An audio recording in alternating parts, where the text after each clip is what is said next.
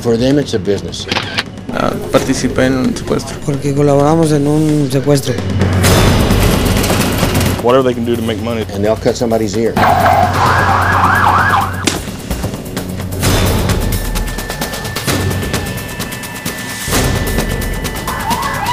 Although Mexico's drug violence may make headlines abroad, Mexicans are far more preoccupied with its kidnapping problem.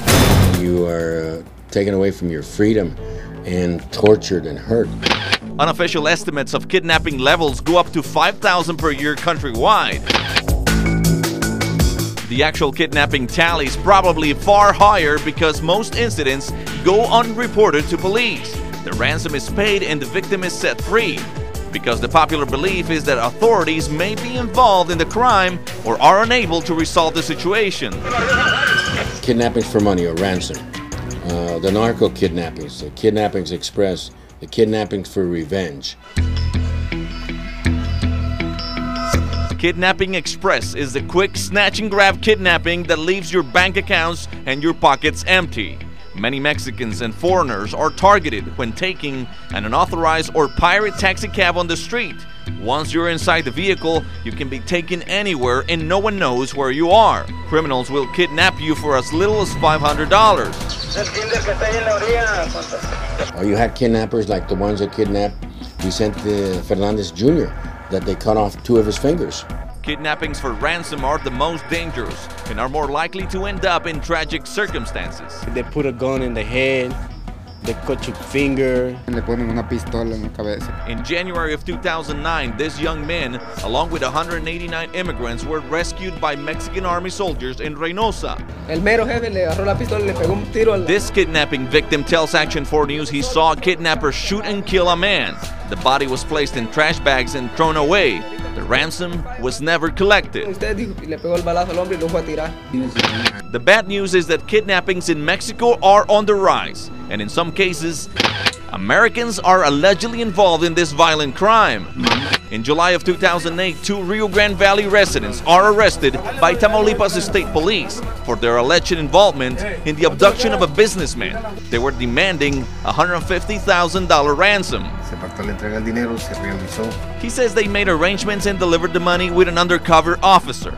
Then they had a vehicle pursuit that ended in their capture, but they're still looking for 2 FAR residents involved in this case. Authorities say Cantalicia Cantu of McAllen and Agustin Torres of San Juan were part of this kidnapping ring terrorizing not only the city of Reynosa, they're also being investigated for kidnappings in the U.S. side as well. Another kidnapping ring is busted and dismantled by Mexican authorities in July of 2008. 6 suspected kidnappers, including a minor, were arrested in Miguel Alemán after police rescued the victim from a local motel. Jose Galindo from Harlingen, Jonathan Robles and Ernesto Garcia, both from Rio Grande City, confessed to the crime and told investigators how their victim was kept in this room, blindfolded and with his hands tied behind his back. He says the suspects confessed to the role that each one of them played in the kidnapping. Some of them took him by force, others kept the victim in the room, while others tried to obtain the money. Another kidnapping ends in a high-speed chase and shooting in Reynosa. The incident left 2 people injured, but police caught the man believed to be behind the crime, and the victim is safely rescued. It's a quick way of making money. Webb County Sheriff Martin Cuellar announces that 2 kidnapping victims were returned safely to the United States after he coordinated with Mexican authorities in Nuevo Laredo. Where I've noticed recently there's been a sign of cooperation between those officials, federal, state, and city. In light of this growing problem, the FBI receives assistance from Mexican law enforcement authorities, participating in a newly formed binational kidnapping task force.